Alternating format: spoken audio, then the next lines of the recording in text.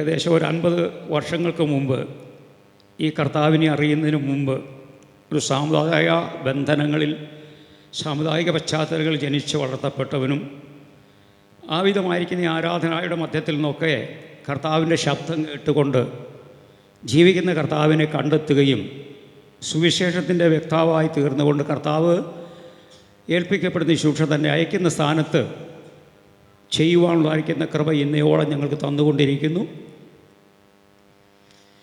കഴിഞ്ഞ 5 പതിറ്റാണ്ടായി കർത്താവിൻ്റെ മുന്തിരിത്തോട്ടത്തിൽ അധ്വാനിക്കാനുള്ളതായിരിക്കുന്ന കൃപ ദൈവം ഞങ്ങൾക്ക് തന്ന് ഞങ്ങളെ ഇന്ന് വരെ ഇവിടം വരെ എത്തിച്ചു. ഈ അവസരങ്ങളിൽ ഇങ്ങനെ നമ്മുടെ കേരളത്തിൻ്റെ തലസ്ഥാന ജില്ലയായിരിക്കുന്നത് ഈ തിരുവനന്തപുരത്ത് കടന്നു വന്ന് നിങ്ങളോടൊപ്പമായിരിക്കുവാനുള്ളതായിരിക്കുന്ന അവസരവും ലഭിച്ചതൊക്കെ ഓർത്ത് ഞാൻ ദൈവത്തിന് സ്തോത്രം ചെയ്യുന്നു. എന്നാൽ ഞാൻ പറയട്ടെ, ഇന്ന് ഞാൻ മാത്രമല്ല എൻ്റെ വാക്കുകൾ ഓർപ്പിച്ചതുപോലെ തന്നെ ഇവിടെ ഇരിക്കുന്ന നമ്മളെല്ലാവരും തന്നെ എനിക്ക് തോന്നുന്നത് പറയുന്നതിൽ അഭിമാനം കാണും. നമ്മളെല്ലാവരും കർത്താവിൻ്റെ സുവിശേഷത്തിൻ്റെ വക്താക്കളായി മാറിയതുകൊണ്ടും ദൈവവചനത്താൽ രൂപാന്തരപ്പെട്ടതുകൊണ്ടും ദൈവം നമ്മെ കണ്ടതുകൊണ്ടുമാണ് നമുക്ക് ഈ മഹാസന്തോഷം പങ്കുവയ്ക്കാനുള്ളതായിരിക്കുന്ന അവസരം ലഭിച്ചത്.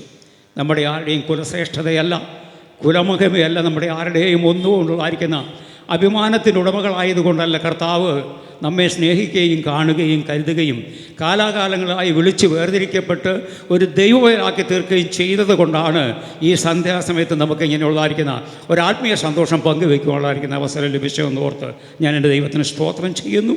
കർത്താവിൻ്റെ കൃപ ഇന്ന് രാത്രി നമ്മുടെ മേൽ പകർന്ന് ദൈവം നമ്മളെ സഹായിക്കട്ടെ. ദൈവദിനത്തിൻ്റെ നിരന്തരമായിരിക്കുന്ന പ്രാർത്ഥന വിലപ്പെട്ടതാണ്. ലോകത്തിൻ്റെ ഏത് ശക്തിയേക്കാൾ ഏത് വെല്ലുവിളികളെയും തരണം ചെയ്തുകൊണ്ട് അതിനെ അതിജീവിക്കാൻ ആവശ്യമായിരിക്കുന്ന ദൈവകൃപ നമ്മുടെ മേൽ പകരുന്നത് ഒരു ദൈവദിനത്തിൻ്റെ കണ്ണുനീരാണ്, ദൈവദിനത്തിൻ്റെ പ്രാർത്ഥനയാണ്, ദൈവദിനത്തിൻ്റെ മധ്യസ്ഥതയുള്ളതായിരിക്കുന്ന അനുഭവമാണ് എന്നിന്ന് രാത്രി ശക്തമായി പ്രസ്താവിക്കുവാൻ എനിക്ക് കഴിയും. അതോർത്ത് ഞാൻ ദൈവത്തിന് സ്തോത്രം ചെയ്യുന്നു. കർത്താവ് ഇന്നും നമ്മളെ സഹായിക്കുന്ന ദൈവമാണ്, ഇന്നും നമ്മെ വിടുവിക്കുന്ന നാഥനാണ്. ഇന്നും അവിടുത്തെ വാക്കുകൾക്ക് മാറ്റം വന്നിട്ടില്ല. ലോകത്തിൻ്റെതായിരിക്കുന്ന ശാസ്ത്രത്തിനും മാറ്റം വന്നുകൊണ്ടിരിക്കുന്ന ലോകത്തിലാണ് ഞാൻ ജീവിക്കുന്നതെങ്കിൽ മാറ്റമില്ലാത്ത ഒന്നുണ്ടെങ്കിൽ സർവശക്തൻ അരുളിച്ചതായിരിക്കുന്ന അവൻ്റെ തിരുമൊഴികൾക്ക് അന്നും ഇന്നും മാറ്റം വരുത്തിയിട്ടില്ല. അവൻ്റെ സുവിശേഷ പോർക്കളത്തിൽ അടരാടുവാൻ വിളിച്ച് വേർതിരിക്കപ്പെട്ടവരും അടരാടുവാൻ പങ്കാളിത്തം വഹിക്കുവാൻ വേർതിരിക്കപ്പെട്ടിരിക്കുമായിരിക്കുന്ന വ്യത്യസ്തമായിരിക്കുന്ന നിലയിൽ വ്യത്യസ്തമായിരിക്കുന്ന സാഹചര്യങ്ങളിൽ പലവിധമായിരിക്കുന്ന സാഹചര്യത്തിൻ്റെ പശ്ചാത്തലങ്ങൾക്കുള്ളിൽ കർത്താവ് ഏൽപ്പിച്ചിരിക്കുന്ന ദൗത്യം ചെയ്തു തീർക്കുവോളം അത് നിവർത്തിക്കപ്പെടുവാൻ നമ്മുടെ മേൽ പകരുന്ന ദൈവശക്തിയുടെ വ്യാപാരം ഇന്ന് രാത്രിയിലും ഈ ജനത്തിൻ്റെ മധ്യത്തിലുണ്ട്, നമ്മുടെ മേലുണ്ട്. അതോർത്ത് ഞാൻ എൻ്റെ ദൈവത്തിന് സ്തോത്രം ചെയ്യുന്നു. ഈ കർത്താവിൻ്റെ ശക്തി മൺകൂടാരങ്ങളെ ബലപ്പെടുന്നതാണ്, ക്ഷീണിച്ചു പോകുന്നവനെ ധൈര്യപ്പെടുന്നതാണ്, ബലം ക്ഷയിച്ചു പോകുന്നവൻ്റെ മേൽ ആത്മശക്തി പകർന്നുകൊണ്ട് അഭിഷേകത്തിൻ്റെ ശക്തിയാൽ ദൈവം നിർത്തുന്ന ആ ശക്തി ഇന്ന് രാത്രിയിലും നമ്മുടെ മധ്യത്തിൽ നിറയുവാൻ ദൈവത്തിൻ്റെ പരിശുദ്ധാത്മാവ് നമ്മെ സഹായിക്കട്ടെ. അവൻ്റെ കരത്തിൽ ഇന്ന് രാത്രിയിൽ നമ്മളെ ഫലമേൽപ്പിച്ചു കൊടുത്തുകൊണ്ട് ഒരു വേദഭാഗത്തിലേക്ക് നിങ്ങളുടെ ശ്രദ്ധയെ കൊണ്ടുവന്ന് ചില നിമിഷങ്ങൾ മുന്നോട്ട് പോകാൻ ഞാൻ ആഗ്രഹിക്കുന്നു. ആധാരമായിട്ട് റോമാലേഖനം 1-ാം അധ്യായത്തിൻ്റെ 16-ാമത്തെ വാക്യത്തിലേക്ക് ഞാൻ നിങ്ങളുടെ ശ്രദ്ധയെ കൊണ്ടുവരാൻ ആഗ്രഹിക്കുന്നു. നമുക്ക് ഏവർക്കും സുപരിചിതമായിരിക്കുന്ന ഒരു വേദഭാഗമാണല്ലോ റോമാലേഖനം 1-ാം അധ്യായത്തിൻ്റെ 16-ാമത്തെ വാക്യം, 17-ാമത്തെ വാക്യം. അപ്പോസ്തലനായിരിക്കുന്ന പൗലോസ് പറയുന്നു, സുവിശേഷത്തെക്കുറിച്ച് എനിക്ക് ലജ്ജയില്ല. ഈ സുവിശേഷം നമ്മളെ പലരുടെയും ലജ്ജ മാറ്റി തീർത്തതുകൊണ്ടും നമ്മുടെ പലവിധമായിരിക്കുന്ന ജീവിതത്തിൻ്റെ പശ്ചാത്തലം മാറ്റിയതുകൊണ്ടുമാണ് ഈ രാത്രി അവൻ്റെ നാമത്തെ ഉയർത്തുവാൻ നമ്മളിവിടെ കടന്നു വന്നിരിക്കുന്നത്. ഒരു കാലത്ത് ഞാനും നിങ്ങളുമൊക്കെ ഇതിന് ലജ്ജിക്കപ്പെട്ടവരായിരുന്നു. ഇത് തീർച്ചയായിട്ടും നമ്മളാരുടെയും സ്വീകാര്യമായിരിക്കുന്ന ഒരു അനുഭവമല്ലായിരുന്നു. നമ്മളാരും ഇതിന് അംഗീകാരം പലകപ്പെട്ടുകൊള്ളല്ലായിരുന്നു. നാം ആരും ഇത് സ്വീകരിക്കുവാൻ ആഗ്രഹിച്ചവരല്ലായിരുന്നു. എന്നാൽ അതിൻ്റെ മധ്യത്തിൽ നിന്നൊക്കെയും ഈ സുവിശേഷത്താൽ നമ്മെ അതിൽ നിന്ന് വ്യത്യസ്തം വരുത്തിയത് കൊണ്ട് ഇന്ന് രാത്രി നമുക്ക് സധൈര്യം പ്രഖ്യാപിക്കുവാൻ സാധിക്കും. സുവിശേഷത്തെ കുറിച്ച് ലജ്ജയില്ല. ലഭിക്കുന്ന സന്ദർഭം, ലഭിക്കുന്ന സാഹചര്യം, ലഭിക്കുന്ന സ്ഥലം, അത് സ്ഥലഭേദമന്യേ വ്യത്യാസമില്ലാതെ എവിടെയായിരുന്നാലും ഈ സുവിശേഷത്തിൻ്റെ പങ്കാളിത്തം വഹിക്കുവാൻ ദൈവം നമ്മുടെ പകർന്നിരിക്കുന്ന ദൈവകൃപ അത് ശക്തിയുള്ളതാണ്. ദൈവം ദൈവമക്കളെ, അത് ക്ഷീണിച്ചു പോകുന്നതല്ല, അത് തളർന്നു പോകുന്നതല്ല, അത് പരാജയപ്പെട്ടു പോകുന്നതല്ല, അത് നീക്കം വരുത്തുന്നതല്ല. ലോകമുള്ളിടത്തോളം കാലം ഈ സുവിശേഷത്തിൻ്റെ ശക്തി അടിച്ചമർത്തുവാൻ ഏതെല്ലാം ശക്തികൾ തുനിഞ്ഞാലും അതിൻ്റെ മധ്യത്തിൽ ശക്തിയോടെ പ്രബലപ്പെട്ട് ശക്തിയുക്തം മുന്നേറുവാൻ ദൈവം നിയോഗിച്ച ഒന്നാണ് സുവിശേഷത്തിൻ്റെ ശബ്ദമെങ്കിൽ ഈ രാത്രിയിലും അതിവിടെ മുഴങ്ങുവാൻ സ്വർഗത്തിലെ ദൈവം തന്നിരിക്കുന്ന ഈ നല്ല അവസരത്തിനായി സ്തോത്രം ചെയ്യുന്നു. ഇത് കെട്ടടക്കുവാൻ, ഇത് ഉന്മൂലനാശം ചെയ്യുവാൻ, ഇതിന് വിരാമമിടുവാൻ, ഇതിനെ പൂട്ടിയടയ്ക്കുവാൻ പല ശക്തികൾ ഒരുമ്പെട്ടിട്ടുണ്ടെങ്കിലും ആ ശക്തികളൊക്കെ തകർന്ന് തരിപ്പണമായി മാറിയിടത്തൊക്കെ സുവിശേഷത്തിൻ്റെ ശക്തി അന്നെന്ന പോലെ ഇന്ന് വരെ ഒരു വെല്ലുവിളിയായി നിന്നുകൊണ്ടും ഉയർത്തപ്പെടുകയല്ലാതെ ക്ഷീണിച്ചു പോയിട്ടില്ല. ഈ സുവിശേഷത്തിൻ്റെ ശക്തി ഈ ലോകമുള്ളിടത്തോളം കാലമോ അല്ലെങ്കിൽ ഈ സുവിശേഷത്തിൽ വിശ്വസിച്ചുകൊണ്ട് ഈ കർത്താവിന് വേണ്ടി കാത്തിരിക്കുന്നതല്ല സഭയെ, ലോകത്തിൽ നിന്ന് നമ്മുടെ കർത്താവ് നിത്യതയിലേക്ക് മാറ്റപ്പെടുന്ന സമയം വരെയോ ഈ സുവിശേഷം കൊട്ടിയടയ്ക്കുവാൻ ഒരു ശക്തിക്കും സാധ്യമല്ല. നമുക്കറിയാം, പലപ്പോഴും നമുക്ക് പ്രതികൂലമെന്ന് തോന്നുമായിരിക്കുന്ന ഒത്തിരിയേറെ സാഹചര്യങ്ങൾ സുവിശേഷ പ്രവർത്തനത്തിന് മുമ്പിൽ ഞാനും നിങ്ങളും അനുഭവിക്കുന്നവരാണ്. പല പ്രയാസങ്ങൾ നമുക്ക് നേരിടുന്നവരുണ്ട്. ആരാധനാ സ്വാതന്ത്ര്യങ്ങൾ പോലും നമുക്ക് പലപ്പോഴും പലയിടത്തും നഷ്ടമാക്കിക്കൊണ്ടിരിക്കുന്ന ഒരു കാലത്തിലാണ് സ്വാതന്ത്ര്യമായി നമുക്ക് ദൈവത്തെ ആരാധിക്കുവാൻ സാധ്യമല്ലാത്തതായിരിക്കുന്ന ഒരു സാഹചര്യം നമ്മുടെ മുമ്പിൽ പലപ്പോഴും സൃഷ്ടിക്കപ്പെടുന്ന അനുഭവത്തിന് ഞാനും നിങ്ങൾ സാക്ഷികളാണ്. എന്നാൽ പറയട്ടെ, ഈ സുവിശേഷം നൂറ്റാണ്ടിൽ അറിയപ്പെട്ടതിനേക്കാൾ ശക്തിയോടെ ഇന്ന് ലോകത്തിൽ പ്രസിദ്ധപ്പെടുത്തിക്കൊണ്ടിരിക്കുന്നു. ഇന്നും അത് ശക്തിയോടെ ഉയർത്തിക്കൊണ്ടിരിക്കുന്നു. ഇതിന് ലോകത്തിനൊരു ശക്തിക്കും പരാജയം വരുത്തി ഇതിനെ മുദ്രയിട്ട് അടയ്ക്കുവാൻ ഒരു ശക്തിക്കും സാധ്യമല്ല. കാരണം ഇത് സർവശക്തൻ്റെതായിരിക്കുന്നതായ ആഹ്വാനമാണ്, അവൻ്റെതായിരിക്കുന്ന പ്രസിദ്ധീകരണമാണ്, അവൻ്റെതായിരിക്കുന്ന വാക്കുകളാണെങ്കിൽ ഇതിനൊരിക്കലും വിരാമം വരുത്തുവാൻ സാധ്യമല്ല.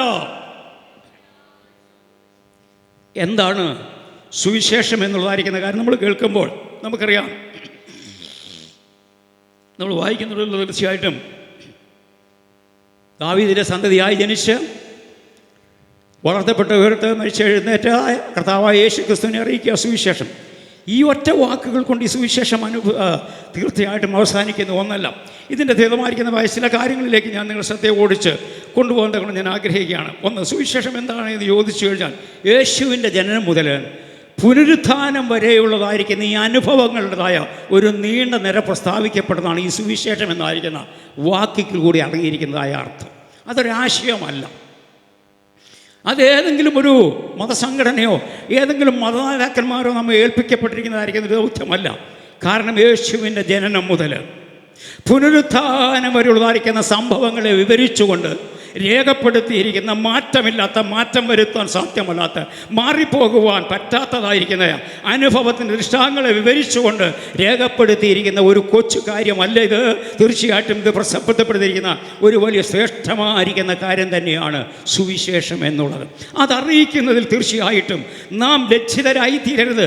ഒരു കാലത്ത് ഇത് നാം ലജ്ജിക്കപ്പെട്ടവരായിരുന്നുവെങ്കിൽ ഞാൻ പ്രാരംഭത്തിൽ ഓർപ്പിച്ചതുപോലെ തന്നെ നമ്മുടെ ലജ്ജ നീക്കിയത് കൊണ്ടാണ് ഇന്ന് സുവിശേഷത്തിൻ്റെ സാക്ഷ്യം വഹിക്കുന്നത് ായി ഞാനും നിങ്ങളും ഈ ആലയത്തിൽ, ഈ ഹോളിനകത്ത് ഇവിടെ ആയിരിക്കുന്നത്. മാത്രമല്ല, നമ്മളോളം ഈ സുവിശേഷത്തിൻ്റെ ശക്തിയുമായി ദേശങ്ങളിലേക്ക്, ചുറ്റുപാടുകളിലേക്ക് കടന്നു പോകുന്നത് കൊണ്ട് നമ്മുടെ ലജ്ജ നീക്കി നമ്മളെ ഇതിന് ദൈവം തമ്പുരാൻ യോഗ്യരാക്കി തീർത്തത് കൊണ്ടാണ് ഈ സുവിശേഷത്തിൻ്റെ പങ്കാളിത്തം ഞാനും നിങ്ങളും വഹിക്കുന്നത്.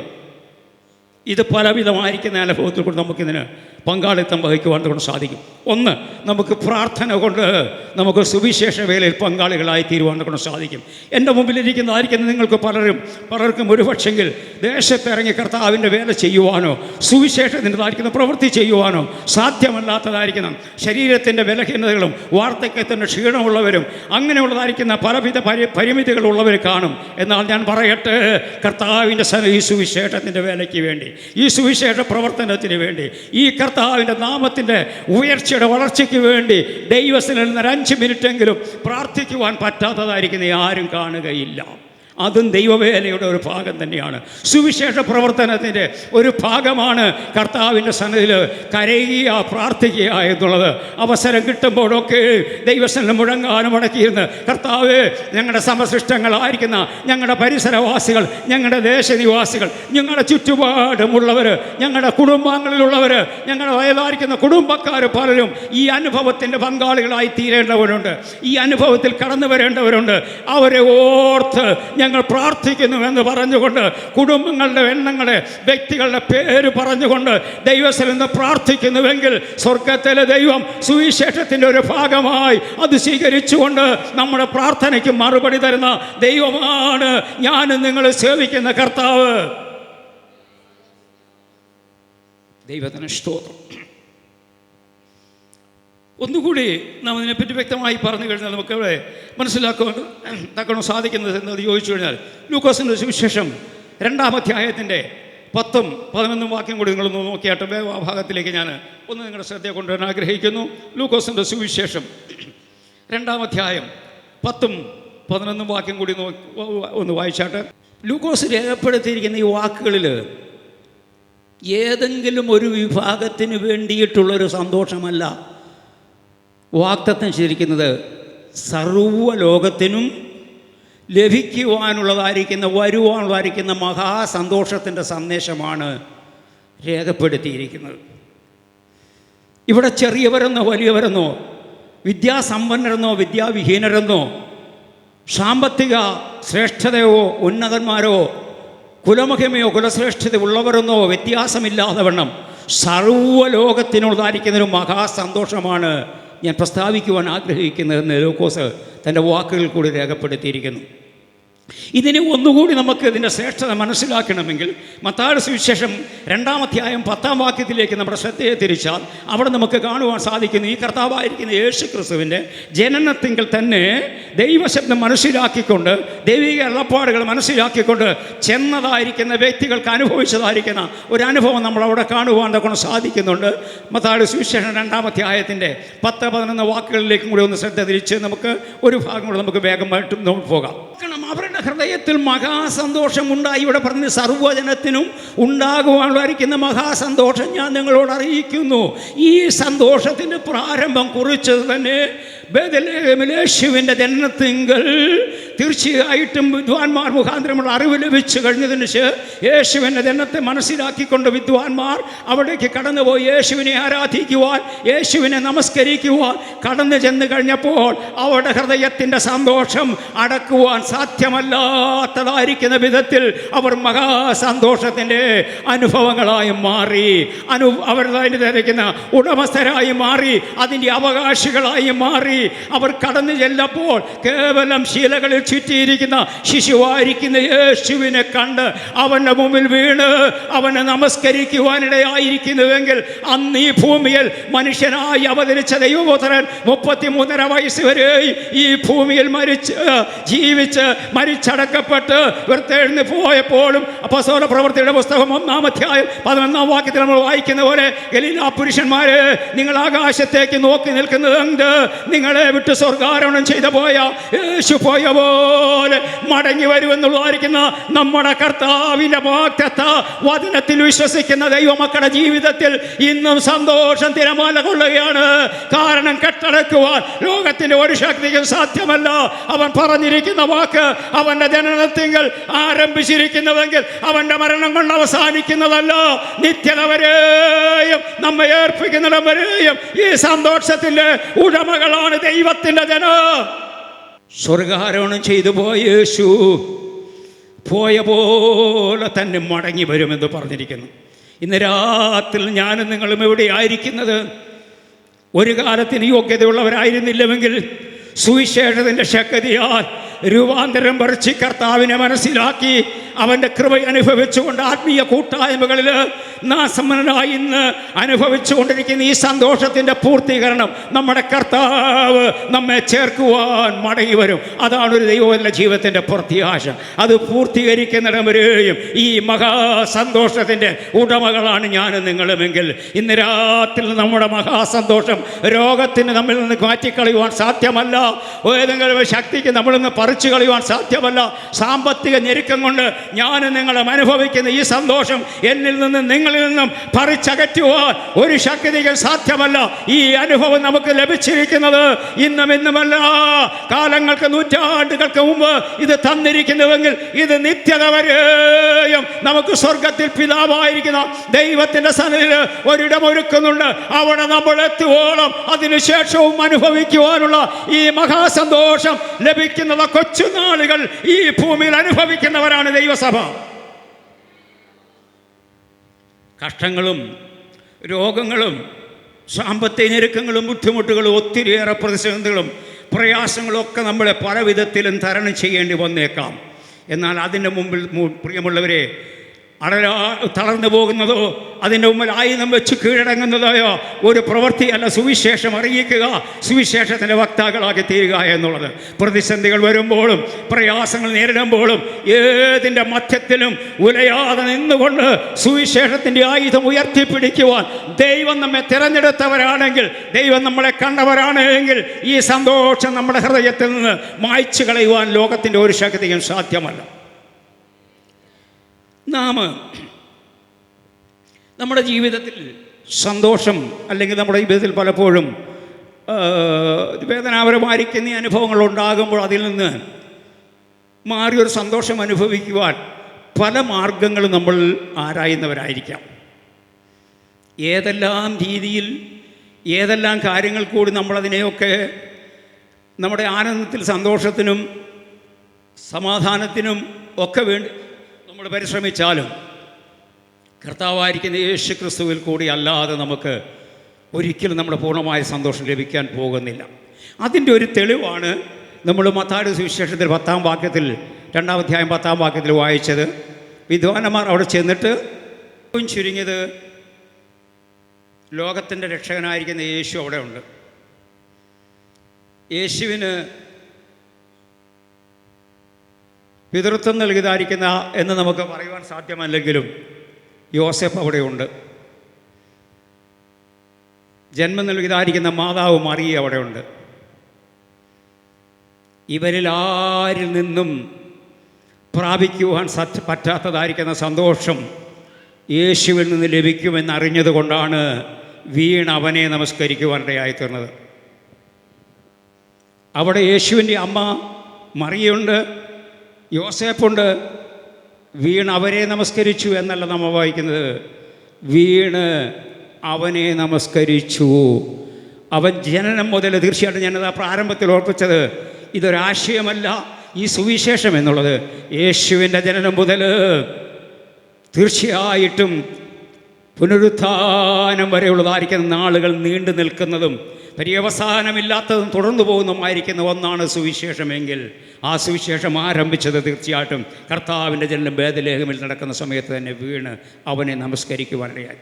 മാത്രമല്ല നമ്മളിവിടെ വായിക്കുന്നു, അവർ തങ്ങളുടെ കയ്യിൽ സൂക്ഷിക്കപ്പെട്ടിരിക്കുന്നതായിരിക്കുന്ന നിക്ഷേപപാത്രങ്ങളെ തുറന്ന് പൊന്ന്, മൂര്, കുന്തരിക്കം ഇവ മൂന്നും യേശുവിൻ്റെ മുമ്പിൽ കാഴ്ചവെച്ച് സാഷ്ടാംഗം വീണ് അവനെ നമസ്കരിച്ചു. ഈ സുവിശേഷം മുഖാന്തരമായിട്ടാണ് നമുക്ക് നമ്മുടെ യേശുവിനെ യഥാർത്ഥമായി ജീവൻ്റെ ദാതാവായി അംഗീകരിക്കുവാനും അവനെ ആരാധിക്കുവാനുള്ള ഭാഗ്യം ലഭിച്ചത്. നമ്മൾ പലരെയും ആരാധിച്ചവരായിരിക്കാം, പലരെയും നമ്മൾ അംഗീകരിച്ചവരായിരിക്കാം. അതിൽ നിന്നെല്ലാം വ്യത്യസ്തനായിരിക്കുന്ന ഒരുവനെ കണ്ടെത്തുവാനിടയായി തീർന്നത് ഈ നിർമ്മലമായിരിക്കുന്ന സുവിശേഷത്വം കൊണ്ടാണ്.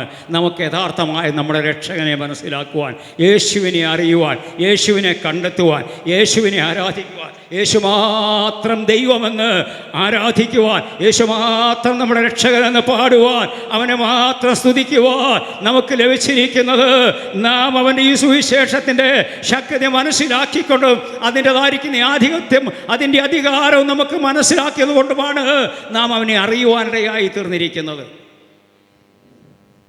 ഈ 3 വിശേഷ വസ്തുക്കളും അവൻ്റെ മുമ്പിൽ കാഴ്ചവെച്ചവനെ വീണ് നമസ്കരിച്ചു എന്ന് നമ്മളവിടെ വായിക്കുന്നു. ഈ 3 വസ്തുക്കളെ കൊണ്ട് ഞാൻ ഓരോ വാക്കുകൾ നിന്ന് ചെറിയ രീതിയിൽ നിന്ന് പറയട്ടെ. പൊന്ന്, കുന്തിരിക്കം, മൂര് ഇവ 3ഉം ആ നിക്ഷേപപാത്രങ്ങളെ തുറന്നവൻ്റെ മുമ്പിൽ കാഴ്ചവെച്ചു. പൊന്ന്, യേശു രാജാതിരാജാവാണ് എന്നുള്ളതിൻ്റെ തെളിവായിട്ടാണ് പൊന്നവിടെ സമർപ്പിച്ചിരിക്കുന്നത്. നമുക്കറിയാം, മുൾമുടിധാരിയായ പോവൻ നമ്മൾ പാടുന്നല്ലോ, മുൾമുടി ധരിച്ചവനായി പോവെങ്കിൽ ഒരു ദിവസം പൊൻകിരീടം ധരിച്ചുകൊണ്ട് നമ്മെ ചേർക്കുവാൻ അവൻ കടന്നു വരും. ഈ ലോകം അവന് കൊടുത്തത് മുൾക്കിരീടമായിരുന്നുവെങ്കിൽ അവൻ പൊൻകിരീടധാരിയായി ഈ ഭൂമിയിൽ കർത്താവിന് വേണ്ടി ജീവിക്കുന്ന തൻ്റെ സഭയാ മണവാട്ടിയെ ചേർക്കുവാൻ അവനൊരു ദിവസം പൊൻകിരീടം ധരിച്ചുകൊണ്ട് ഈ ഭൂമിയിൽ മടങ്ങി വരുന്നതായിരിക്കുന്ന ഒരു നാൾ നമുക്കുണ്ട്. അതാണ് ഒരു ദൈവത്തിൻ്റെ പ്രത്യാശ. എൻ്റെ കർത്താവ് പോയ പോലെ എൻ്റെ അവനെ അടുക്കൽ ചേർക്കുവാൻ മടങ്ങി വരുന്നതായിരിക്കുന്ന പ്രത്യാശയുള്ളതായിരിക്കുന്ന ദൈവജനത്തെ ഓർത്ത് ഞാൻ ദൈവത്തിന് സ്തോത്രം ചെയ്യുന്നു. അവൻ രാജാവാണ്, അവൻ സകലത്തിൻ്റെയും അവകാശിയാണ്, അവൻ രാജാതിരാജാവാണെന്ന് അന്ന് അവൻ്റെ ജനനത്തിങ്കൽ തന്നെ പ്രഘോഷിച്ചുവെങ്കിൽ ഈ 2024 ഫെബ്രുവരി മാസം 23 ഇന്ന് രാത്രിയിലും അത് ഘോഷിക്കപ്പെടുന്നത് അവൻ രാജാതിരാജാവാണ്, കർത്താവാണ്, മാറ്റമില്ലാത്തവനാണെന്ന് അന്ന് ആരംഭിച്ച പ്രഘോഷണം ഇന്ന് രാത്രിയിലും അവസാനിക്കാതെ അവൻ ഈ ശബ്ദം ഉയർത്തുന്നത് അവൻ രാജാതിരാജാവായതുകൊണ്ടാണ്. 2, കുന്തിരിക്കം അവൻ്റെ മുമ്പിൽ കാഴ്ചവെച്ചു. ഇത് പൗരോഹിത്യ ശുശ്രൂഷയെ കുറിക്കുന്നതാണ്.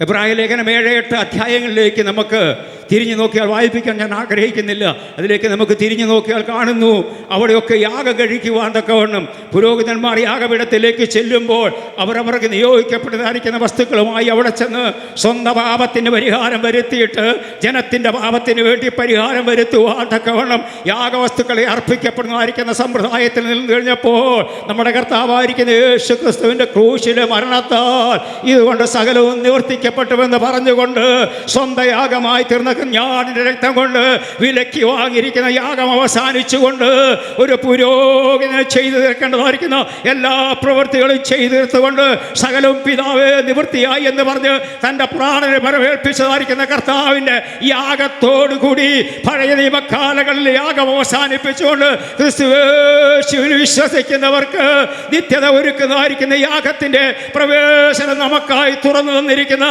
കർത്താവായിരിക്കുന്ന യേശു ക്രിസ്തുവിൻ്റെ യാഗമരണത്തിൽ കൂടി ബലിമരണത്തിൽ കൂടി നമുക്ക് ലഭിച്ചിരിക്കുന്നതായ ആ നിത്യസഭാഗ്യം അനുഭവിക്കുവാൻ നമുക്ക് വേണ്ടി മഹാപുരോഹിതനായി തേജസ്കരിക്കപ്പെട്ടവനായി സ്വർഗീയവനായി പിതാവിൻ്റെ സന്നിധിയിൽ നിൽക്കുന്ന പുത്രനെയാണ് നമുക്ക് കാണാൻ സാധിക്കുന്നത്. 3, മൂര്. അത് പ്രവാചക ശുശ്രൂഷയെ കാണിക്കുന്നതാണ്. യശയ്യാപ്രവാചകൻ്റെ പുസ്തകം, യെഹെസ്കേൽ പ്രവചനം, ഈ പുസ്തകങ്ങളൊക്കെ നമ്മൾ വായിച്ചു നോക്കിയാൽ അവർ കാണുന്നു നമ്മുടെ കർത്താവായിരിക്കുന്ന യേശു ക്രിസ്തു ആ ദൗത്യവും ചെയ്തു തീർത്ത് തൻ്റെ പ്രവൃത്തി ചെയ്തു തീർത്തായിരിക്കുന്ന അവൻ്റെ പ്രവൃത്തി അവൻ്റെ ഈ ആരംഭത്തിൽ കുറിച്ചിരിക്കുന്നതിനെക്കുറിച്ച് നമ്മളവിടെ വായിക്കുന്നുണ്ട്. ഞാൻ ആ ഭാഗം അവിടെ നിർത്തിയിട്ട് അതിൻ്റെ 2ാമത്തെ ഭാഗങ്ങളിലേക്ക് കടന്നു വരട്ടെ. ലൂക്കോസിൻ്റെ സുവിശേഷം 4-ാം അധ്യായത്തിൻ്റെ 18-19 വാക്യം ഒന്ന് വായിച്ചാട്ടെ. ലൂക്കോസ് സുവിശേഷം 4:18-19. ഇത് നമുക്ക് കാണിച്ചിരിക്കുന്ന ഈ സുവിശേഷത്തിൻ്റെ നിയോഗമാണ്. ഞാൻ ആദ്യം പറഞ്ഞിരിക്കുന്ന പോലെ ഇതൊരു ആശയമല്ല, ഇത് അനുഭവമാണ്.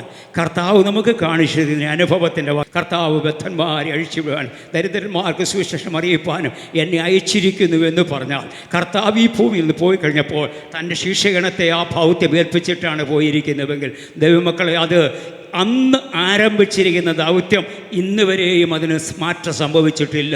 ഇന്നും നമ്മെ ഓരോരുത്തരെയും കർത്താവ് ഈ ദൗത്യമാണ് ഏൽപ്പിച്ചിരിക്കുന്നത്. ബദ്ധന്മാരെ വിടുവിക്കുവാൻ, നറയിലും ഇരട്ടളിലും കിടക്കുന്നവരെ മോചിപ്പിക്കുവാൻ, ദരിദ്രന്മാരുടെ സുവിശേഷം അറിയിക്കുവാൻ അന്ന് അപ്പോസ്തലന്മാർക്ക് കൈമാറിയതായിരിക്കുന്ന ദൈവത്തിൻ്റെ പ്രമാണമെങ്കിൽ, കർത്താവിൻ്റെ ഉപദേശമെങ്കിൽ അതവിടം കൊണ്ട് തീർന്നതല്ല. ഇന്നും ഈ 2024 ഫെബ്രുവരി മാസത്തിലും അത് തുടർന്നു കൊണ്ടിരിക്കുന്ന ഈ അനുഭവം കൊണ്ടാണ് ഈ രാത്രി ഞാനും നിങ്ങളും എവിടെയായിരിക്കുന്നത്. പോരാ, നമ്മുടെ കർത്താവ് പറഞ്ഞ പോലെ ഞാൻ പോയ പോലെ മടങ്ങി വരുമെന്ന് പറഞ്ഞിരിക്കുന്ന കർത്താവ് നമ്മെ ഈ ഭൂമിയിൽ നിന്ന് എടുക്കുവാൻ മടങ്ങി വരുന്നവരെയും ഈ ദൗത്യം ചെയ്യുവാനുള്ള ഉത്തരവാദിത്വം നമ്മെ നമ്മെയാണ് ദൈവം ഏൽപ്പിച്ചിരിക്കുന്നത്. ഇത് നമ്മിലാണ് ദൈവം ഫലമേൽപ്പിച്ചിരിക്കുന്നത്. ഈ ദൗത്യം ഒരിക്കലും കെട്ടടങ്ങി പോകുവാനുള്ളതല്ല. ഇത് ഏതെങ്കിലും ഒരു വ്യക്തിക്ക് വേണ്ടിയോ ഒരു ശുശ്രൂഷകന് വേണ്ടിയിട്ടോ ഒരു കുടുംബത്തിന് വേണ്ടിയോ മാത്രമുള്ളൊരു ദൗത്യമല്ല. കർത്താവായിരിക്കുന്ന യേശു ക്രിസ്തുവിനെ രക്ഷകനായി അംഗീകരിച്ചുകൊണ്ട് അവൻ്റെ കൽപ്പന അനുസരിച്ച് അവൻ്റെ പ്രമാണപ്രകാരം ജീവിക്കുന്ന ലോകത്തിലെ മുഴുവൻ ദൈവജനത്തിനുമുള്ളതായ ദൗത്യമാണ് അവൻ്റെ സുവിശേഷത്തിൻ്റെ വക്താക്കളായി മാറുക.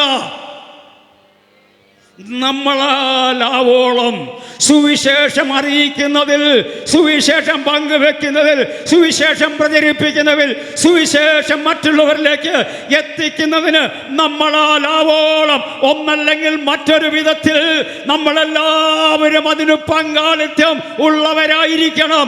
അതാണ് ദൈവം നമ്മളെ കുറിച്ച് ആഗ്രഹിക്കുന്നത്. അപ്പോസ്തലന്മാർക്ക് കൈമാറിയെങ്കിൽ അവരുടെ കാലം കൊണ്ട് തീർന്നിട്ടില്ല. പിതാക്കന്മാർക്ക് കൈമാറിയെങ്കിൽ അവരുടെ കാലം കൊണ്ട് അസ്തമിച്ചു പോയിട്ടില്ല. അന്ന് മുതൽ ഇന്ന് വരെ അത് തുടർ കൈമാറ്റമായി മാറിക്കൊണ്ടിരിക്കുന്നത്. അടുത്ത തലമുറയ്ക്ക് ഇത് ഏൽപ്പിച്ചു കൊടുക്കുവാനുള്ള ഒന്നാണ്. ഇതെവിടെ അവസാനിക്കുമെന്ന് ഇന്ന് രാത്രി നമുക്ക് ആർക്കും നിശ്ചയമില്ല. എന്നാൽ കർത്താവിന്റെ വരവോളം ഈ സുവിശേഷത്തിന്റെ പങ്കാളിത്തത്തിന്റെ ഓഹരി പ്രാപിക്കുവാനും അത് ചെയ്യുവാനുമുള്ളവരാണ് ഞാനും നിങ്ങളും. നമുക്ക് പല മാധ്യമങ്ങൾ കൂടി ഈ സുവിശേഷത്തിന് പങ്കാളികളായി തീരുവാൻ കൊണ്ട് സാധിക്കും. നമുക്ക് ലഭിക്കുന്നതായിരിക്കുന്ന ഭൗതിക നന്മകൾ കൊണ്ട് നമുക്ക് കർത്താവിൻ്റെ വേലയ്ക്ക് കൈത്താങ്ങൽ കൊടുക്കുവാൻ സാധിക്കും. ഒരു പക്ഷെങ്കിൽ നമ്മുടെ ആരോഗ്യം കൊണ്ടോ നമ്മുടെ ശരീരത്തിൻ്റെതായിരിക്കുന്ന അവസ്ഥ കൊണ്ടോ പോയി മറ്റുള്ളവരോട് സുവിശേഷം പറയുവാനോ ട്രാക്റ്റ് കൊടുക്കുവാനോ നമുക്ക് നമ്മുടെ ശരീരത്തിൻ്റെ ബലഹീനതയോ ക്ഷീണമോ പ്രാതിക്യമോ നമ്മെ അനുവദിക്കുന്നില്ലെങ്കിലും നമുക്ക് ലഭിച്ചിരിക്കുന്നതായിരിക്കുന്നതായ ഭൗതിക നന്മയിൽ നിന്ന് ഒരു ഭാഗം മാറ്റിവെച്ച് അതുകൊണ്ട് പല മാധ്യമങ്ങളിൽ കൂടി നമുക്ക് കർത്താവിൻ്റെ വേലയെ കൈത്താങ്ങുവാൻ ചെയ്യാൻ സാധിക്കും. സുവിശേഷത്തിൻ്റെ പങ്കാളികളായി തീരുവാൻ കൊണ്ട് സാധിക്കും. നമുക്ക് ദൈവം തന്നിരിക്കുന്നതായിരിക്കുന്ന ഒത്തിരിയേറെ കൃപകളുണ്ട്, ഒത്തിരിയേറെ അനുഗ്രഹങ്ങളുണ്ട്. ഇവിടെ നിന്ന് പാടിതായിരിക്കുന്ന പ്രാരംഭത്തിൽ തന്നെ പല കുഞ്ഞുങ്ങൾ ഇവിടെ വന്ന് പാട്ടുപാടി ദൈവത്തെ ആരാധിച്ചപ്പോൾ എൻ്റെ ഹൃദയം സന്തോഷിപ്പാണ്ടകൊണ്ടേയായിത്തീർന്നു. അതും കർത്താവിൻ്റെ പേരിൽ സുവിശേഷം അറിയിക്കുന്നതിൽ ഈ ബൈക്കിൽ കൂടി പരിസരവാസികൾക്ക് ഇമ്പമായിരിക്കുന്ന രീതിയിൽ മനോഹരമായിരിക്കുന്ന ഗാനങ്ങൾ ആലപിച്ച് അവരുടെ ഹൃദയങ്ങളിലേക്ക് ദൈവത്തിൻ്റെ ശബ്ദം അവരുടെ ചെവികളിലേക്ക് എത്തിക്കുന്നത് സുവിശേഷത്തിൻ്റെ ഒരു ഭാഗമാണ് കുഞ്ഞുങ്ങളെ. അതൊരിക്കലും വിലയില്ലാത്തതല്ല. ദൈവം നിങ്ങൾക്ക് തന്നിരിക്കുന്ന കൃപ അത് ദൈവത്തിൽ കാഴ്ചവെക്കുന്നത് അത് സുവിശേഷ വേലയിൽ പങ്കാളിത്തം വഹിക്കുന്നവരാണ്. കർത്താവിൻ്റെ ദാസൻ ഈ ദേശത്ത് ദൈവത്തിൻ്റെ വചനവുമായി ലഘുലേഖമായി കടന്നു പോകുമ്പോൾ, പരസ്യയോഗത്തിന് കടന്നു പോകുമ്പോൾ തന്നോടൊപ്പം പോകുന്നവരാരെങ്കിലും ഉണ്ടെങ്കിൽ അത് സുവിശേഷത്തിൻ്റെ ഒരു ഭാഗമാണ്. അത് തീർച്ചയായിട്ടും അവർ ചെയ്യുന്നതിനും പ്രതിഫലമുള്ളതാണ്. ഇത് അന്നന്ന് കൈമാറിയതാണെങ്കിൽ ഇന്ന് വരെയും ഇത് കൈമാറിക്കൊണ്ടിരിക്കുന്നു. മാത്രമല്ല ഈ ഭൂമിയുള്ളത്തോളം കാലവും അത് തുടർന്ന് പോകേണ്ടതായ ഒരു വലിയ ദൗത്യമാണ് ദൈവം നമ്മെ ഏൽപ്പിച്ചിരിക്കുന്നത്. ഞാനും നിങ്ങളും അതിൻ്റെ അവകാശികളായി തുടരുന്നതേ ഉള്ളൂ. അടുത്ത തലമുറയ്ക്ക് വേണ്ടി കൈമാറുവാൻ ദൈവം നമ്മളിൽ ഏൽപ്പിച്ചിരിക്കുന്ന ഒന്നാണ് സുവിശേഷം. ഇതിനെ കൊട്ടി അടയ്ക്കുവാൻ, ഇതിനെ മുദ്രയിടുവാൻ, ഇതിനെ നീക്കം വരുത്തുവാൻ ഒത്തിരിയേറെ ശക്തികൾ കാലാകാലങ്ങളിൽ എഴുന്നേറ്റിട്ടുണ്ട്. അവിടെയൊക്കെ അസ്തമിച്ചു പോയിട്ടുള്ളതല്ലാതെ ഈ സുവിശേഷം ഇന്ന് വരെയും അടയ്ക്കപ്പെടുവാൻ സാധിച്ചിട്ടില്ല. ഒന്നുകൂടി പറയട്ടെ, ഇത് ഒരിക്കലും അടഞ്ഞു പോകുന്ന ഒന്നല്ല. ഇത് നിത്യസുവിശേഷമാണ്. ഇത് മാറ്റമില്ലാത്തതാണ്. ഇത് നിത്യതയിൽ നമ്മൾ എത്തുവോളം പ്രചരിപ്പിക്കപ്പെടുവാനുള്ളതാണ്. ദൈവത്തിന് സ്തോത്രം. ഞാൻ പല കാര്യങ്ങളിൽ പല വിഷയങ്ങൾ 2-3 പോയിന്റുകൾ കൂടി ഓർപ്പിക്കാനുള്ളത് കൊണ്ട് ഞാൻ വേഗം പോകട്ടെ. മൂന്നാമത്തെ കാര്യത്തിലേക്ക് ഞാൻ പോകാൻ ആഗ്രഹിക്കുന്നു. 1 യോഹന്നാന്റെ ലേഖനം 3-ാം അധ്യായത്തിൻ്റെ 8-ാമത്തെ വാക്യം ഒന്ന് വായിച്ചിട്ട് 1 യോഹന്നാന്റെ ലേഖനം 3:8. പിശാചിൻ്റെ പ്രവൃത്തികളെ അഴിപ്പാൻ തക്കവണ്ണമല്ലോ ദൈവപുത്രൻ നമുക്ക് തന്നിരിക്കുന്ന ദൗത്യവും പിശാചിൻ്റെ പ്രവൃത്തികളിൽ അകപ്പെട്ടിരിക്കുന്നവരെ അവിടെ നിന്ന് അഴിച്ച് സ്വാതന്ത്ര്യത്തിലേക്ക് കൊണ്ടുവരുവാനുള്ളതായിരിക്കും ദൗത്യമാണെന്ന് നമുക്ക് തന്നിരിക്കുന്നത്. നമുക്കാർക്കും ഇതിന് പങ്കാളിത്തമില്ലെന്ന് പറയുവാൻ സാധ്യമല്ല. ഞാൻ ആരംഭത്തിൽ പറഞ്ഞതായ പോലെ കാര്യത്തിൽ നമുക്ക് പല മാധ്യമങ്ങളിൽ കൂടി ഈ കർത്താവിൻ്റെ വേലയെ, ഈ സുവിശേഷത്തിന് പങ്കാളിത്തം വഹിക്കുവാൻ സാധിക്കുമെങ്കിൽ ഏറ്റവും ശ്രേഷ്ഠമായിരിക്കും നമുക്ക് ലഭിക്കുന്നതായിരിക്കുന്ന സമയം മറ്റുള്ളവർക്ക് വേണ്ടി പ്രാർത്ഥിക്കാം. ഇരുട്ടിലും അന്ധകാരത്തിലും കിടന്നവരെ നിത്യപ്രകാശത്തിലേക്ക് വിളിച്ചിറക്കുവാൻ സ്വർഗത്തിൽ നിന്ന് ഇറങ്ങി വന്ന കർത്താവ് ഈ താണഭൂമിയിലേക്ക് ഇറങ്ങി വന്നതുപോലെ എവിടേക്കും ഏത് പശ്ചാത്തലത്തിലും ഇറങ്ങിച്ചെന്ന് അനേകരെ ഈ നിത്യപ്രകാശത്തിലേക്ക് നയിക്കുവാൻ നടത്തുവാൻ വായിക്കുന്ന നിയോഗമാണ് ദൈവം എന്നെയും നിങ്ങളെയും ഏൽപ്പിച്ചിരിക്കുന്നത്. റോമാലേഖനം 1-ാം അധ്യായത്തിൻ്റെ 16-ാമത്തെ വാക്യമുള്ള നമ്മൾ വായിക്കുന്നത്. ഇത് രക്ഷിക്കുന്ന സുവിശേഷമാണ്, ഇത് ശക്തമാണെന്ന് കാണിക്കുന്നു. 2 തെസ്സലോനിക്ക ലേഖനം 1-ാം അധ്യായത്തിൻ്റെ 7 മുതലോട് വായിച്ചാട്ട്. 2 തെസ്സലോനിക്ക ലേഖനം 1-ാം അധ്യായം 7 മുതൽ 10 വരെയുള്ളതായിരിക്കുന്ന വാക്യം കൊണ്ട് വായിച്ചാട്ട്. നാം ചെയ്യുന്നതിന് ദൈവത്തിന് നീതിയായൊരു പ്രതിഫലവും മറുപടി നമുക്കുണ്ട്. പല അനുഭവങ്ങൾ അവിടെ നമ്മൾ വായിക്കുന്നുണ്ട്. നമുക്ക് ഞാൻ ഇതിലേക്ക് വിവരിച്ചു പോകാൻ ഞാൻ സമയമെടുക്കുന്നില്ല. ഇത് നാം ചെയ്യുന്നത് നിർബന്ധത്താലല്ല, നാം ചെയ്യുന്ന നീതി പ്രവൃത്തിയാണ് കർത്താവിന് വേണ്ടി ചെയ്യുന്നത്. നമ്മൾ പലപ്പോഴും പറയും, എനിക്കതിനുള്ളതായിരിക്കുന്ന സാഹചര്യമില്ല, എന്നെ കൊണ്ട് അതിനുള്ളതായിരിക്കുന്ന അറിവില്ല, എനിക്കതിനുള്ള കഴിവില്ല, എനിക്ക് സുവിശേഷം പറയാൻ അറിയില്ല. ദൈവവചനത്തിൽ നമ്മൾ വായിക്കുന്നുണ്ടല്ലോ, നിൻ്റെ വായ വിസ്താരത്തെ തുറക്കാൻ ഞാനതിനെ നിറച്ചുകൊള്ളാമെന്ന് ദൈവത്തിൻ്റെ പരിശുദ്ധാത്മാവ് രേഖപ്പെടുത്തിയിട്ടുണ്ടെങ്കിൽ ഒരു വ്യക്തിയുടെ അടുക്കൽ കടന്നുപോയി സുവിശേഷം പങ്കുവയ്ക്കുവാൻ നാം അവിടെ ചെല്ലുമ്പോൾ നമ്മുടെ വിദ്യാഭ്യാസത്തിൻ്റെ കൂടുതൽ കൊണ്ടോ നമ്മുടെ അറിവ് കൊണ്ടോ നമ്മുടെ അറിവുകേട് കൊണ്ടോ അല്ല അവിടെ സുവിശേഷം പ്രചരിപ്പിക്കപ്പെടുന്നത്. അവിടെ സുവിശേഷം പ്രചരിപ്പിക്കപ്പെടുവാൻ ഞാനും നിങ്ങളും ഒരു ആയുധമാക്കി ദൈവത്തിന് ഏൽപ്പിച്ചു കൊടുക്കുമ്പോൾ നമ്മളിൽ കൂടി പ്രവർത്തിക്കുന്ന ദൈവത്തിൻ്റെ പരിശുദ്ധാത്മാവിൻ്റെ ദൗത്യമാണ് അത് ചെയ്യുക എന്നുള്ളത്. അതിനുവേണ്ടി നമ്മളൊന്ന് ഒരുങ്ങി നമ്മൾ ഏൽപ്പിച്ചു കൊടുത്താൽ നമുക്ക് തീർച്ചയായിട്ടും പലരോട് സുവിശേഷം പങ്കുവയ്ക്കുവാൻ അവസരമുണ്ടായിട്ടും അലസത വിചാരിച്ച് പലപ്പോഴും നാം പിന്തിരിഞ്ഞു പോയ അനുഭവം നമുക്കില്ലേ? ഒരു വ്യക്തിയോടെങ്കിലും സുവിശേഷം പറഞ്ഞ് ഒരു വ്യക്തിയിൽ കർത്താവിനെക്കുറിച്ച് പറയുവാനും പരിചയപ്പെടുത്തുവാനുള്ള അവസരം നമുക്ക് ലഭിച്ചിട്ടും നഷ്ടമാക്കി കളഞ്ഞ അവസരം നമുക്കുണ്ടായിട്ടില്ലേ? ഒരു പക്ഷെങ്കിൽ അവർ ഈ ലോകത്തിൽ നിന്ന് മാറ്റപ്പെട്ടാൽ എഹെസ്കേൽ പ്രവചനത്തിൽ നമ്മൾ വായിക്കുന്നു, അവൻ്റെ രക്തമോ ഞാൻ നിന്നോട് പകരം ചോദിക്കും എന്നാണ് പ്രവാചകൻ വിളിച്ചു പറഞ്ഞിരിക്കുന്നത്.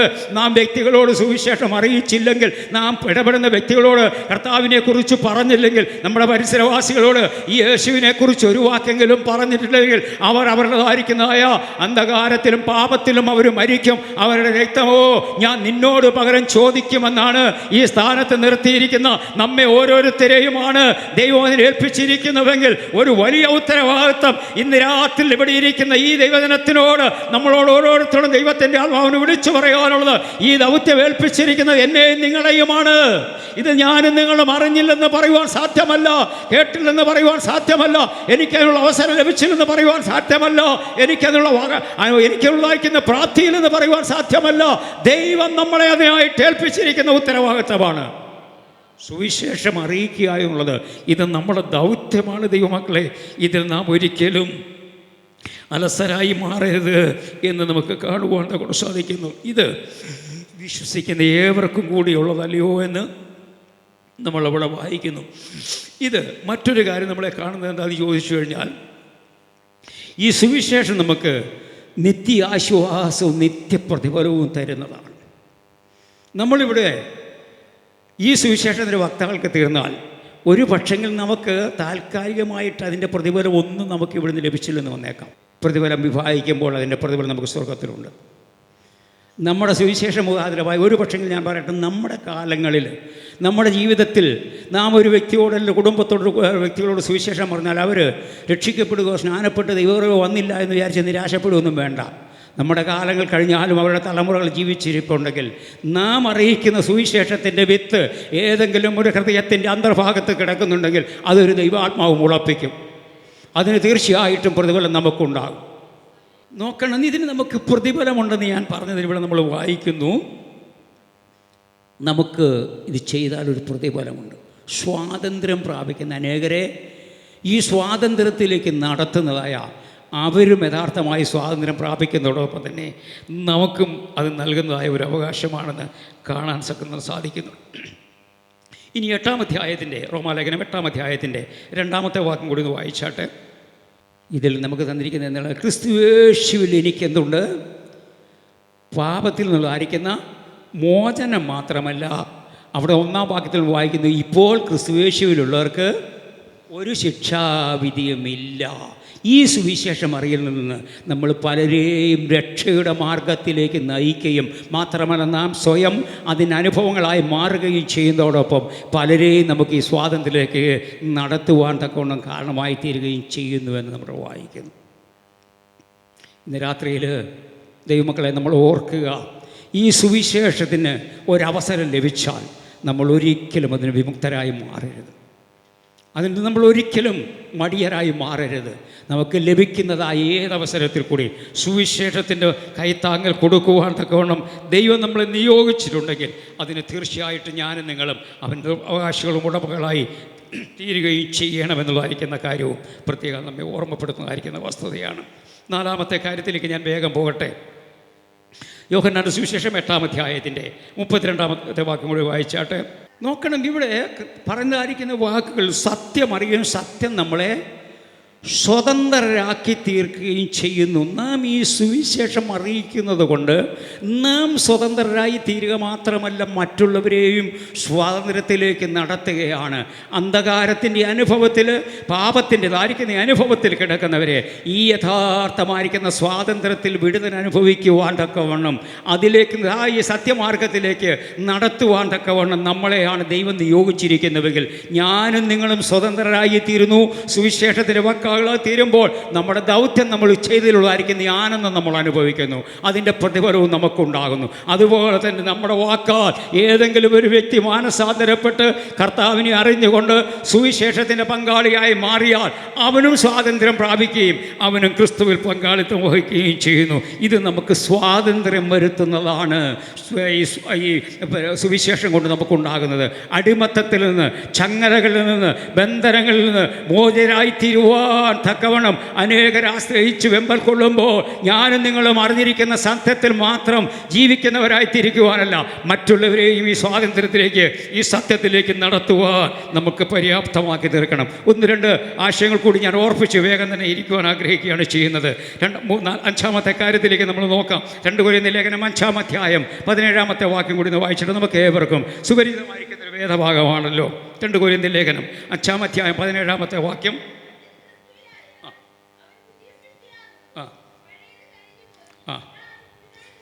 ഒരുത്തൻ ക്രിസ്തുവിലായാൽ അവൻ പുതിയ സൃഷ്ടിയായിത്തീരുന്നു, പഴയതെല്ലാം കഴിഞ്ഞു പോയി.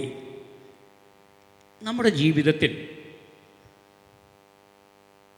നാം കർത്താവിനെ അറിഞ്ഞു, കർത്താവിനെ രക്ഷകനായി സ്വീകരിച്ച് കർത്താവിൻ്റെ കൽപ്പനയ്ക്ക് വിധേയപ്പെട്ട് ജീവിതം ആരംഭിക്കുമ്പോൾ മുതൽ നമ്മുടെ ജീവിതത്തിൽ ഒത്തിരി മാറ്റങ്ങൾ വരും, ഒത്തിരി വ്യത്യാസങ്ങൾ വരും. എൻ്റെ മുമ്പിലിരിക്കുന്ന ഈ യുവതലമുറയ്ക്കൊന്നും ഒരു പക്ഷെങ്കിൽ അങ്ങനെയുള്ളതായിരിക്കുന്ന അനുഭവത്തിൽ അവരാരും അവകാശികളല്ലെങ്കിലും പുറനിലയിരിക്കുന്നതായിരിക്കുന്ന പലരും എനിക്ക് തോന്നുന്നത് പലയിടങ്ങളിൽ നിന്നും ഈ ദൈവവചനം കേട്ടും സുവിശേഷം അറിഞ്ഞും രക്ഷിക്കപ്പെട്ട് കർത്താവിനെ അറിഞ്ഞുകൊണ്ട് മുന്നോട്ട് വന്നവരാണല്ലോ. നമ്മുടെ മുമ്പിലുള്ള പിൻതലമുറകളാണല്ലോ മുമ്പിലിരിക്കുന്ന കുഞ്ഞുങ്ങളൊക്കെ. അവർക്കൊരു പക്ഷെങ്കിൽ നമ്മൾ അറിഞ്ഞതായിരിക്കുന്ന ആ സത്യത്തിൻ്റെ ഗൗരവമോ അതിൻ്റെ ആഴമോ ഒരു പക്ഷെങ്കിൽ നമുക്ക് അനുഭവിച്ചതുപോലെ നമ്മൾ അറിഞ്ഞ പോലെ ഇവർക്ക് അറിയുവാൻ സാധ്യമല്ല. അവർക്ക് വിദ്യാഭ്യാസമില്ലാഞ്ഞിട്ടല്ല, വിവരമില്ലാഞ്ഞിട്ടല്ല, നമ്മളെക്കാളും വിദ്യാഭ്യാസമുള്ളതും. ഈ സുവിശേഷത്തിൻ്റെ ശക്തി ഞാനും നിങ്ങളും അനുഭവിച്ച അളവിൽ അറിയുവാനുള്ള അവസരം അവർക്ക് ലഭിച്ചിട്ടില്ല. എന്നാൽ അതിലുപരിയായി നമുക്ക് ലഭിച്ചിട്ടുണ്ട്. ഇത് നമ്മളിൽ വരുത്താതിരിക്കുന്ന മാറ്റമാണ്, നമ്മളിൽ വരുന്നതായിരിക്കുന്ന വ്യത്യാസമാണ് നമ്മുടെ പിൻതലമുറയിലേക്ക് നാം പകർന്നു കൊടുക്കുന്നത്. അവരിത് കണ്ടു വളർന്നു വരുന്നത് അവർ നോക്കുമ്പോൾ ഒരു കാലത്ത് അവർക്ക് മനസ്സിലായിട്ടില്ലെങ്കിലും അവരുടെ അറിവില്ലെങ്കിൽ തന്നെയും അവർ കേട്ടുകേഴ്വിയാലെങ്കിലും നമ്മളൊക്കെ ഒരു കാലത്ത് അന്ധവിശ്വാസത്തിലും അനാചാരങ്ങൾക്കും അക്രമങ്ങൾക്കും അനീതികൾക്കും ഉടമകളായിരുന്ന സ്ഥാനത്ത് നിന്ന് കർത്താവിനെ അറിയും, സുവിശേഷത്തിൻ്റെ വാക്കുകൾ കൊണ്ട് രക്ഷിക്കപ്പെടുകയും കർത്താവിനെ അറിഞ്ഞ് ജീവിത സമർപ്പണം ചെയ്ത് ജീവിക്കുകയും ചെയ്തത് കൊണ്ട് നമ്മളിൽ വന്നതായിരിക്കുന്ന മാറ്റം, നമ്മളിൽ വരുത്തതായിരിക്കുന്ന മാറ്റം നമ്മുടെ തലമുറയ്ക്ക് പകർന്നു കൊടുക്കുവാൻ ഞാനും നിങ്ങൾ സുവിശേഷത്തിൻ്റെ ഉടമകളായിരിക്കണം. നമ്മൾ പുതിയ സൃഷ്ടിയായി രൂപാന്തരപ്പെടുന്നു. പഴയതെല്ലാം കഴിഞ്ഞുപോയി പുതിയ സൃഷ്ടിയായി തീർന്നിരിക്കുന്നു. നമുക്ക് പുതുക്കം വരുത്തുന്ന ഒന്നാണ് സുവിശേഷം, മാറ്റം വരുത്തുന്ന ഒന്നാണ് സംസാരം. നമ്മുടേതായിരിക്കുന്ന സംസാരത്തിൽ നിന്ന്, നമ്മുടെ പെരുമാറ്റത്തിൽ നിന്ന്, നമ്മുടെ ചിന്തകളിൽ നിന്ന് നമ്മളെ വ്യത്യസ്തരാക്കുന്നതാണ് സുവിശേഷം. നാം മറ്റുള്ളവരോട്, സമൂഹത്തോട്, സഹപാഠികളോട്, ചുറ്റുപാടുകളോട് ഇടപെടുന്നതായിരിക്കുന്ന സംസാരിക്കുന്ന പല കാര്യത്തിൽ നിന്നും വ്യത്യസ്തരായി മാറുന്നത്, വ്യത്യസ്തരായി രൂപാന്തരപ്പെടുന്നത് രൂപാന്തരപ്പെടുന്നത്, രൂപാന്തരമുള്ളവരായി മറ്റുള്ളവരുടെ മുമ്പിൽ വിളങ്ങപ്പെടുന്നത് ഈ സുവിശേഷം നമ്മുടെ ഉള്ളിൽ വരുത്തിയ വ്യത്യാസമാണ്, നമ്മളിൽ വരുത്തിയ മാറ്റമാണ്. ഇത് നാം അനുഭവിക്കുന്നുവെങ്കിൽ നാം മാത്രമല്ല മറ്റുള്ളവരിലേക്കും ഇത് പങ്കുവയ്ക്കുവാനുള്ളതായിരിക്കുന്ന ദൗത്യമാണ് ദൈവം നമ്മെ ഏൽപ്പിച്ചിരിക്കുന്നത്. നമുക്ക് രൂപാന്തരം വന്നാൽ തീർച്ചയായിട്ടും നമ്മളിലുള്ളതായിരിക്കുന്ന രൂപാന്തരം മറ്റുള്ളവർ കാണുമ്പോൾ അവർ മനസ്സിലാക്കും, ആ വ്യക്തി അല്ലെങ്കിൽ ആ സഹോദരൻ, ആ സഹോദരി ഇന്നലെ മെനിഞ്ഞാന്ന് വരെ ജീവിച്ച പോലെയല്ല. അവർ ക്രിസ്തുവിൻ്റെ വചനമനുസരിച്ച് ദൈവത്തിൻ്റെ പൈതലായി മാറ്റം വന്നതിന് ശേഷം ഒത്തിരി വ്യത്യാസങ്ങൾ അവർക്ക് ഉണ്ടായി എന്നുള്ളതായ അവരുടെ അനുഭവം കേൾക്കുവാനിടയായി തീരണം. നമ്മുടെ ജീവിതം കൊണ്ട്, നമ്മുടെ മാറ്റം കൊണ്ട് ക്രിസ്തു നമ്മുടെ ഉള്ളിലായി തീർന്നാൽ നമുക്കൊരു വ്യത്യാസം വരണം. നമ്മുടെ വാക്കുകളിൽ വ്യത്യാസമുണ്ടാകണം, നമ്മുടെ പെരുമാറ്റത്തിൽ, നമ്മുടെ സംസാരത്തിൽ, കൊടുത്തുവാങ്ങലിൽ, ഇടപാടുകളിൽ, എല്ലാത്തിലും ഒരു പുതുക്കമുള്ളവരായ ഒരു അനുഭവത്തിന് മാറ്റമാണ് സുവിശേഷത്തിൻ്റെ ശക്തി. അത് തീർച്ചയായിട്ടും പല രീതിയിലും വരുത്തലിൽ വ്യത്യാസം വരുത്തും. നമ്മുടെ പെരുമാറ്റത്തിൽ, നമ്മുടെ ജീവിത ശൈലിയിൽ, നമ്മുടെ ജീവിതമായിരിക്കുന്ന സാഹചര്യത്തിൽ ഒക്കെ വ്യത്യസ്തരായിരിക്കുന്ന അനുഭവത്തിലേക്ക് നമ്മളെ മാറ്റിക്കൊണ്ടു പോകുന്നത് ഈ സുവിശേഷമാണ്. ഇതറിയിക്കുന്നതിൽ പ്രായമെന്നോ അതിനുള്ളതായിരിക്കുന്ന വ്യത്യാസമെന്നോ ഒന്നുമില്ല. എല്ലാവർക്കും ഈ സുവിശേഷം മറ്റുള്ളവരോട് പങ്കുവയ്ക്കുവാൻ അറിയിക്കുള്ളതായിരിക്കുന്ന ദൗത്യം നമുക്കുണ്ട്. അതിനുള്ളതായിരിക്കുന്ന ഈ അവസരം നമുക്ക് പലപ്പോഴും ലഭിച്ചത് നഷ്ടപ്പെട്ടു പോയിട്ടുണ്ടോ എന്നത് ഒരു ആത്മപരിശോധന ചെയ്യേണ്ട സമയവും കൂടിയാണ് നമ്മുടെ മുമ്പിലുള്ളത്.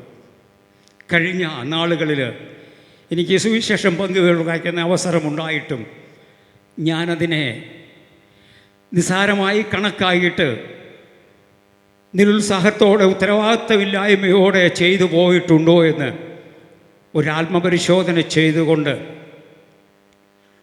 ആ സുവിശേഷത്തിൻ്റെ പങ്കാളിത്തം വഹിക്കുവാൻ എനിക്ക് ലഭിച്ച സമയം നഷ്ടപ്പെട്ടു പോയിട്ടുണ്ടെങ്കിൽ കർത്താവേ, ഈ രാത്രി ഞാനത് ഓർമ്മ വരുത്തി എൻ്റെ ജീവിതത്തിൽ മാനസാന്തരപ്പെട്ടു ഒന്നുകൂടി ഞാനൊന്ന് മടങ്ങി വരുവാൻ ആഗ്രഹിക്കുന്നുവെന്ന് നമുക്ക് പ്രാർത്ഥിക്കാം. ദൈവമക്കളെ, മറ്റുള്ളവരോട് സുവിശേഷം അറിയിക്കുന്നതിൽ, കർത്താവിൻ്റെ വേല ചെയ്യുന്നതിൽ നമ്മൾ എത്രമാത്രം വ്യാപൃതരാകണമെന്നുള്ളതിനെ കുറിച്ച് ചില കാര്യങ്ങൾ മാത്രമാണ് ഞാൻ ഓർപ്പിച്ചിരിക്കുന്നതെങ്കിലും ഞാൻ എൻ്റെ വാക്കുകളെ അധികം മുന്നോട്ട് കൊണ്ടുപോകാൻ ആഗ്രഹിക്കുന്നില്ല.